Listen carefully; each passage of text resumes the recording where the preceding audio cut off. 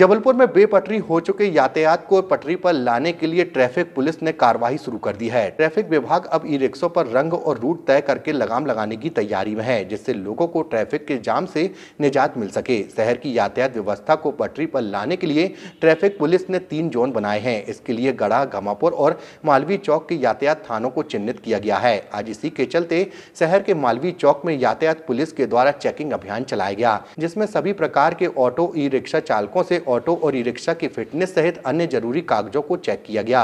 वहीं मिली जानकारी के अनुसार फिलहाल शहर की सड़कों पर ई रिक्शों की संख्या अभी 6000 से ज्यादा है। ये सड़कों पर धमाचौकड़ी मचाकर व्यवस्थित ट्रैफिक में रोड़ा साबित हो रहे हैं। इसी को देखते हुए ई रिक्शों पर शिकंजा कसने की ट्रैफिक पुलिस ने कवायद शुरू कर दी है।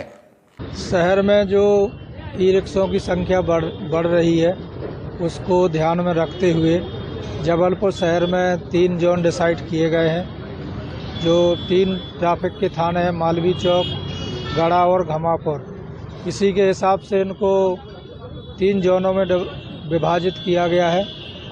मालवीय चौक को M और गढ़ा को G और घमापुर को GS से इनको निर्धारित किया गया है।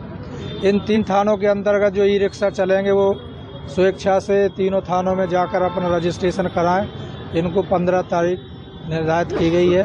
15 तारीख तक आप जाके वहां पर अपना वाहन का ई रिक्शे का रजिस्ट्रेशन, लाइसेंस और आधार कार्ड जमा करें और वहां से एक नंबर मिलेगा जो ई रिक्शा के आगे पीछे चस्पा किया जाएगा, जिससे यह समझ में आ सके कि यह रिक्शा किस जोन का है और इसको कहां चलना चाहिए।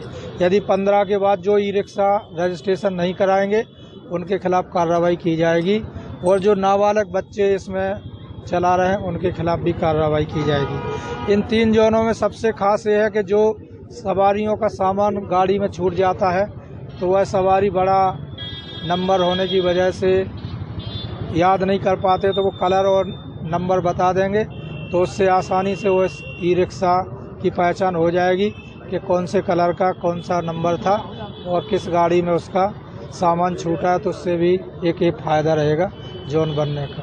ये सवारी के लिए जो गलत तरीके से बीच रोड में पार कर लेते हैं, अब जिसमें ई रिक्शा कम रहेंगे तो क्षेत्र में जाम की समस्या भी नहीं रहेगी और जो बीच रोड पर वाहन खड़े करते हैं वो सवारियों को लाने के लिए खड़े करते हैं। जब संख्या ई रिक्शों की ज़्यादा रहती है, सवारी कम रहती है, तो अपने रिक्शा में बैठाने की होड़ रहती है, इसलिए वो बीच रोड पर खड़े करते हैं। जब सवारी मिलेंगी, ई रिक्शाओं की संख्या भी निर्धारित होगी तो जाम से भी निजात मिलेगी और ई रिक्शा रोड पर भी खड़े नहीं करेंगे। और यदि खड़े करेंगे उसके खिलाफ नियमानुसार मोटर व्हीकल एक्ट के तहत कार्रवाई की जाए।